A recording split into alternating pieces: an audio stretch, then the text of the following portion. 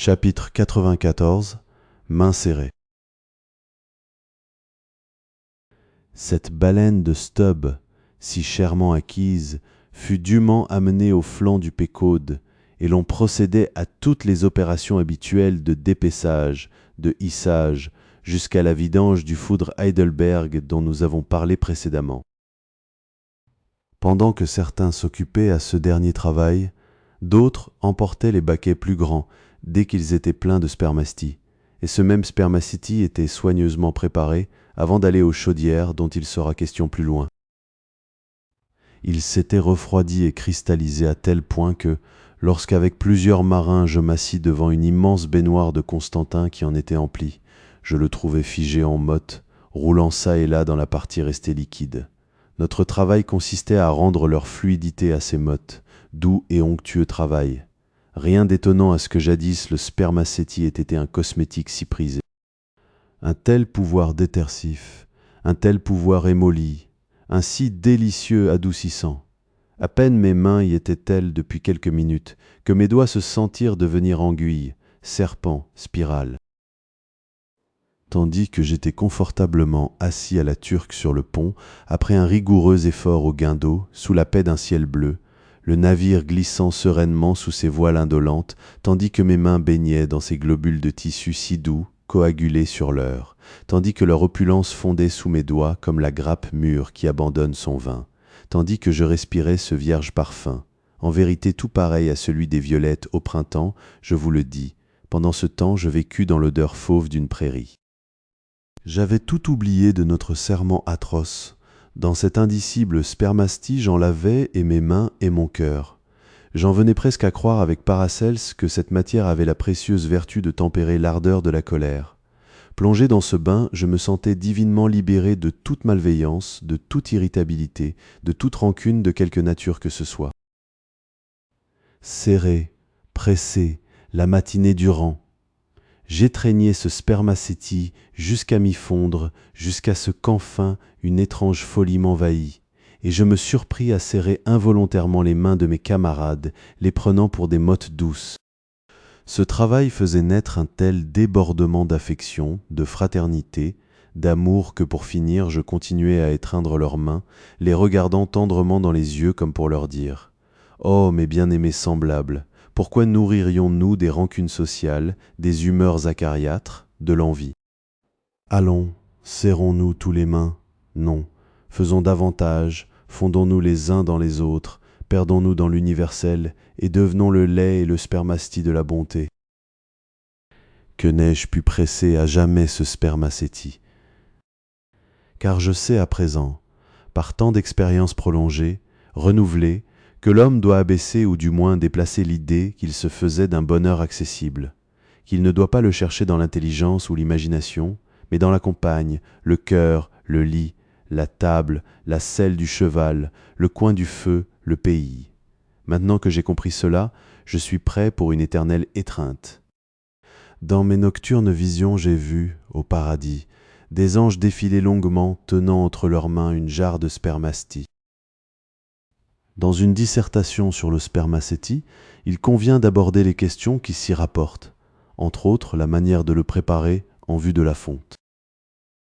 On extrait d'abord la crête blanche, puisque c'est ainsi qu'on la nomme, de la partie effilée du poisson, ainsi que des parties les plus épaisses des palmes de la queue.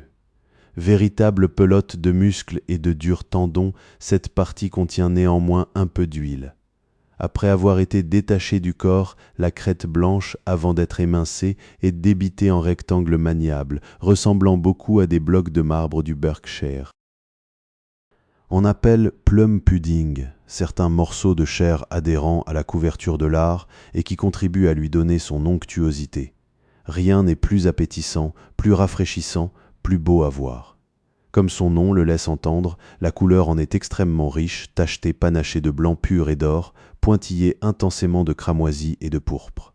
Prune de rubis parmi des cédrats. En dépit de la raison, on a peine à se retenir d'en manger. J'avoue que je suis allé me cacher derrière le mât de misaine pour y goûter. Je pense que cette viande devait avoir le goût qu'aurait eu une tranche royale coupée dans la cuisse de Louis le Gros, en admettant qu'il ait été tué au jour de l'ouverture de la chasse et dans une année particulièrement bonne pour les vins de Champagne. Une autre matière qui se présente au cours de ce travail, très singulière, et que je trouve difficile à décrire correctement, c'est la vase, comme l'appellent les baleiniers, appellation justifiée par la nature de cette substance inexprimablement boueuse, filandreuse, qui se dépose dans les cuves de spermastie après qu'il ait été longuement malaxé et qu'il ait décanté. Je pense que ce sont des membranes détachées de la paroi, interne de la boîte à spermacétie, merveilleusement minces et qui se sont soudées. Le rebut, terme qui appartient au vocabulaire des seuls chasseurs de la baleine franche et se trouve incidemment utilisé par les pêcheurs de cachalot, est une substance sombre, glutineuse qui est raclée sur le dos de la baleine du Groenland et qui couvre les ponts des navires de ces âmes basses qui chassent ce léviathan ignoble. La canine. Ce mot n'est pas spécifique du vocabulaire des baleiniers. Pourtant, utilisé par eux, il le devient. La canine est une bande courte et ferme de tissu tendineux taillé dans la partie la plus étroite de la queue du léviathan. Elle a un pouce d'épaisseur et à peu près la dimension d'un fer de houx. Si l'on promène son tranchant sur le pont, elle fait office de balai de cuir, et grâce à un charme sans nom, comme par magie, elle amadoue toutes les saletés. Mais pour tout apprendre sur ces mystérieuses questions, le mieux que vous puissiez faire est de descendre dans le parc au gras et de parler longuement avec ses hôtes. Nous l'avons déjà dit, c'est dans cette chambre que sont déposés les morceaux de l'enveloppe après le dépeçage. Lorsque le temps vient de les débiter, ce lieu devient un théâtre de terreur pour tous les novices, surtout de nuit. D'un côté, un espace faiblement éclairé d'un falot a été laissé libre pour les hommes qui doivent y peiner. Ils travaillent 2 par 2 en général, l'un armé d'une gaffe, l'autre d'une pelle. La gaffe est pareille à la pique d'abordage des frégates et porte d'ailleurs le même nom. C'est une sorte de croc que le piqueur fiche dans une bande de lard, s'efforçant ensuite de l'empêcher de glisser, tandis que le navire tangue et roule et que l'homme à la pelle, debout sur ce lard, le tranche en moellon. Cette pelle est aussi affûtée que possible. L'homme qui s'en sert est pieds nus, et la matière sur laquelle il se tient fuit parfois irrésistiblement, comme un traîneau. S'il coupe un doigt de son pied ou de celui d'un de ses aides, peut-on s'en étonner. Les doigts de pied sont rares parmi les vétérans du parc au gras. Chapitre 95. La chasuble.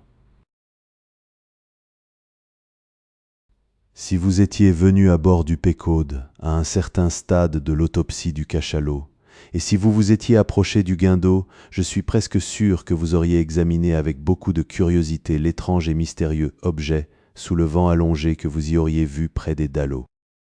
Ni la merveilleuse citerne de l'énorme tête, ni le prodige de la mâchoire inférieure déboîtée, ni le miracle de la queue symétrique, rien de tout cela ne vous aurait autant surpris qu'un demi-regard jeté sur ce cône énigmatique, plus long qu'un Kentucken et haut, de près d'1 pied de diamètre à la base et d'un noir de jet comme Yo-Yo, l'idole d'ébène de Queequeg. Et c'est en effet une idole, ou plutôt sa représentation en était une jadis. Une telle idole fut trouvée dans les bois secrets de Maaka. Reine de Juda et son fils, le roi Assa la déposa pour l'avoir adorée, la bâtit et la brûla dans la vallée du Cédron, comme abomination, ainsi que nous le dit ténébreusement le 15e chapitre du premier livre des rois. Voyez le matelot qu'on nomme éminceur. Il s'avance aidé de 2 hommes, charge péniblement sur son dos le grandissimus, comme l'appellent les pêcheurs, et les épaules courbées, l'emporte en chancelant tel un grenadier sur le champ de bataille, un camarade mort. L'étendant sur le gaillard d'avant, il commence à le dépouiller de sa peau de bas en haut comme un chasseur africain ferait d'un boa. Puis, il retourne la peau à la façon d'une jambe de pantalon, l'étire au point d'en doubler le diamètre, puis la met à sécher, bien étendue dans le gréement. Bientôt il l'y reprend, en coupe la longueur de 3 pieds à son extrémité pointue, pratique à l'autre bout des ouvertures pour les bras, puis s'y glisse tout entier. L'éminceur se tient maintenant devant vous, dans les vêtements sacerdotaux de sa vocation. Seule cette investiture, de tradition immémoriale, le protégera tandis qu'il officie. Cet office consiste à émincer le lard pour les chaudières. Cette opération se fait sur un curieux chevalet de bois dont une extrémité est assurée contre la lisse et au-dessous duquel une grande baille est destinée à recevoir les morceaux émincés qui y tombent à la vitesse des feuilles du discours d'un orateur enthousiaste. Décemment vêtu de noir, occupant une chaire éminente, absorbé par ses feuillets de Bible, quel candidat à un archevêché, quel gaillard de pape, cet éminceur ne serait-il pas 24. Chapitre 96. Les fourneaux. Outre ces pirogues hissées à leur potence, un navire baleinier américain se reconnaît à ses fourneaux. C'est une singularité que cette solide construction de maçonnerie se mêlant pour compléter le navire, à son chêne et à son chanvre, comme si un four à briques se dressait sur la rase campagne de son pont. Les fourneaux occupent, entre le mât de misaine et le grand mât, la partie la plus spacieuse du pont. Ils sont soutenus par des poutres assez fortes pour supporter une construction de briques et de ciment de quelques 10 pieds sur 8 de largeur sur 5 de hauteur. Celle-ci ne fait pas corps avec le pont, mais elle est solidement amarrée dessus par de lourds équerres de fer l'enserrant de toutes parts et vissée dans les poutres. Elle est revêtue de bois sur les côtés et le dessus, plat, est entièrement ouvert par un grand panneau d'écoutille incliné et assujetti. Lorsqu'on l'enlève, on découvre les 2 immenses chaudières d'une capacité de plusieurs barils chacune. Elles sont remarquablement entretenues pendant tout le temps où l'on ne s'en sert pas, polies parfois avec de la stéatite jusqu'à ce qu'elles aient l'éclat d'un bol à punch en argent. Pendant les quarts de nuit, quelques vieux matelots railleurs se roulera en boule à l'intérieur pour y faire un petit somme, et par-dessus ces rebords de fer, bien des confidences sont échangées par les hommes qui les astiquent, côte à côte, un dans chacune. C'est aussi un endroit propice à la réflexion mathématique la plus ardue. Ce fut dans la chaudière de gauche du Pécode, ma pierre de l'art circulant diligemment en rond autour de moi, que je fus pour la première fois frappé indirectement par ce fait remarquable, qu'en physique tout corps glissant sur une cycloïde, ma pierre de l'art par exemple, tombe de n'importe quel point, d'une même hauteur pendant un intervalle de temps donné. Lorsqu'on enlève la plaque qui protège le devant des fourneaux, on voit la maçonnerie, non revêtue de ce côté-là, percée par les 2 bouches des foyers placés directement sous les chaudières et munis de lourdes portes de fer. Un vase rafraîchissant, peu profond, mais s'étendant sous toute la surface de l'ouvrage, empêche la chaleur intense de se communiquer au pont, et un tuyau placé vers l'arrière permet de le remplir à mesure que l'eau s'évapore. Les cheminées s'ouvrent directement dans le mur arrière, et maintenant, rebroussons chemin un moment. Il était près de 9 heures du soir lorsque les fourneaux du Péquod furent allumés pour la première fois au cours de cette croisière. Stubb avait la direction des opérations. Paré, alors enlevez le panneau et commencez. Vous, coq, allumez les feux. C'était chose aisée car depuis le départ, le charpentier entassait ses copeaux dans le foyer. Il convient de dire que la première fois qu'on allume les fourneaux, lors d'une chasse à la baleine, on est obligé d'entretenir le feu au bois, puis il cesse d'être nécessaire sinon pour enflammer la matière première.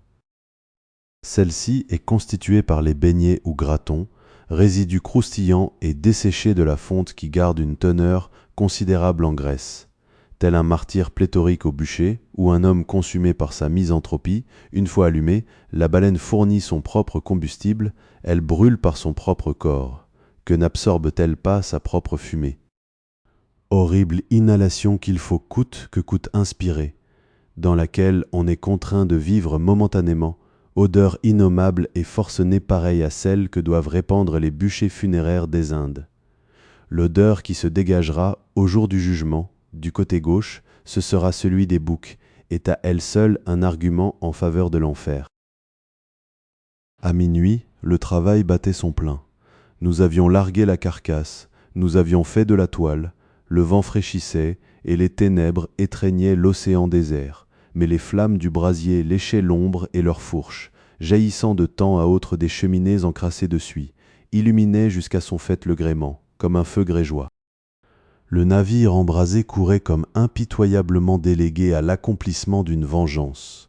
De même les briques frétées de pois et de soufre de l'intrépide Canaris l'hydriote, sortant à la nuit de leur port, portant de larges nappes de feu en guise de voile, fondaient sur les frégates turques et y semaient l'incendie. Le panneau supérieur des fourneaux ayant été enlevé, un grand foyer s'ouvrait à présent devant eux. Les silhouettes démoniaques des harponneurs païens, soutiers à bord des baleiniers, s'y dressaient, armés de longues fourches. Ils jetaient dans les chaudières brûlantes de gros morceaux de lard qui y sifflaient, ou bien ils attisaient, au-dessous, les flammes jusqu'à ce que leurs serpents glissent leurs anneaux hors des portes afin de les saisir par les pieds. La fumée s'en allait au loin en rouleaux tristes. L'huile bouillante tanguait avec le navire comme si elle n'attendait que le moment de leur sauter à la figure. En face des bouches des fourneaux, de l'autre côté du foyer, se trouvait le guindeau, vrai sofa marin. La bordée de quart s'y attardait lorsqu'elle était inoccupée, les yeux plongés dans la rougeur incandescente du foyer jusqu'à ce qu'ils leur flambassent dans la tête. Les visages fauves des hommes noircis de fumée, marqués de sueur, leurs barbes emmêlées, le contraste qui faisait l'éclat barbare de leurs dents était étrangement mis en relief et hautement coloré par les caprices du feu. Tandis qu'ils se racontaient leurs aventures impies, des récits de terreur sur le ton de l'allégresse, tandis que leurs rires barbares fusaient, fourchus comme les flammes de leurs fourneaux, tandis que devant eux passaient et repassaient les harponneurs gesticulant avec leurs cuillères pour les peaux, tandis que le vent hurlait, que bondissait la mer, que le navire gémissait et piquait, emportant toujours son enfer rouge, de plus en plus loin, au cœur noir de la mer et de la nuit, mâchant avec mépris les os blancs de la baleine, crachant rageusement de tous côtés. Alors le fuyant Pequod, frété de sauvages, chargé de feu, brûlant un cadavre et plongeant dans les ténèbres, semblait la matérialisation de l'âme délirante de son capitaine. C'est ainsi qu'il m'apparaissait tandis que, debout à la barre, je menais durant de longues heures silencieuses ce vaisseau incendie sur la mer. Enveloppé d'ombre, je n'en voyais que mieux la rougeur, la folie et l'horreur, peintes sur le visage des autres. La vue incessante de démons, faisant des entrechats, entre la fumée et le feu, engendra en mon âme d'identiques visions, dès que j'eus cédé à l'indicible somnolence qui toujours m'envahit au gouvernail de minuit.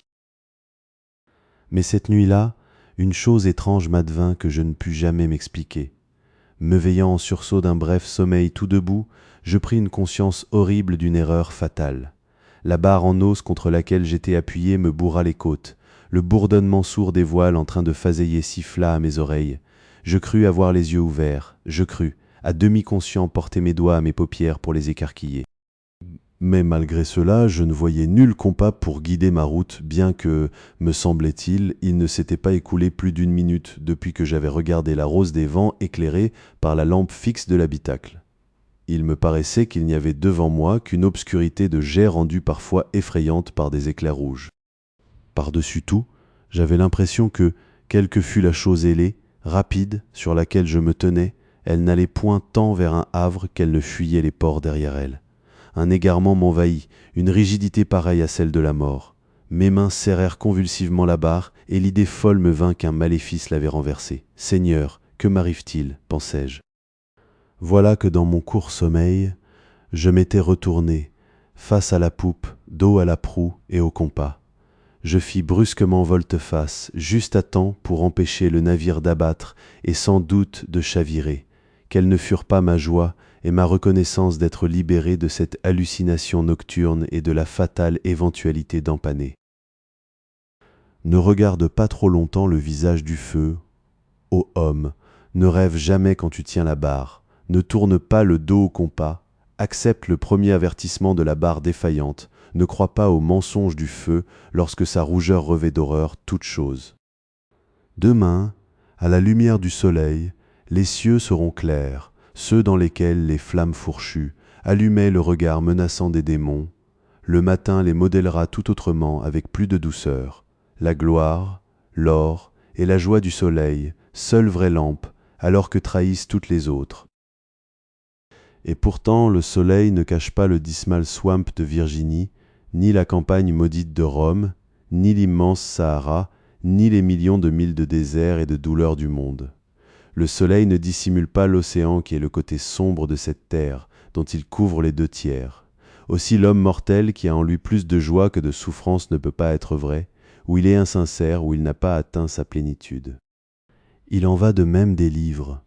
Le plus vrai d'entre les hommes fut l'homme de douleur. Le plus vrai de tous les livres est celui de Salomon, et l'Ecclésiaste est l'acier le plus beau et le mieux trempé de la souffrance. Tout est vanité, tout. Ce monde obstiné n'a pas encore conquis la sagesse de Salomon, le non-chrétien. Mais celui qui esquive les hôpitaux et les prisons, celui qui se hâte à travers les cimetières et préfère parler opéra qu'enfer, taxe Cowper, Young, Pascal, Rousseau de pauvre diable de malade, et passe sa vie insouciante à jurer par l'éphémère sagesse de Rabelais et par sa gaillardise. Celui-là n'est pas digne de s'asseoir sur les pierres tombales et d'ouvrir la terre végétale humide et verte des abîmes de l'admirable Salomon. Mais Salomon lui-même dit « Celui qui abandonne les chemins de la droiture, sa route conduit chez les trépassés, et cela signifie qu'il sera un mort dans la vie. Dès lors, ne t'abandonne pas au feu, de crainte qu'il ne te détourne et ne te prive momentanément de vie, comme il le fit pour moi. Il est une sagesse qui est souffrance, mais il est une souffrance qui est folie. » Un aigle de Catskill peut aussi bien plonger dans les gorges ténébreuses de certaines âmes que devenir invisible lorsqu'il en rejaillit à nouveau dans la lumière de l'espace. Et quand bien même il volerait à jamais dans ces gorges, il n'est de gorge qu'en altitude, de sorte que cet aigle des sommets volera toujours plus haut que les oiseaux des plaines, si haut qu'il plane.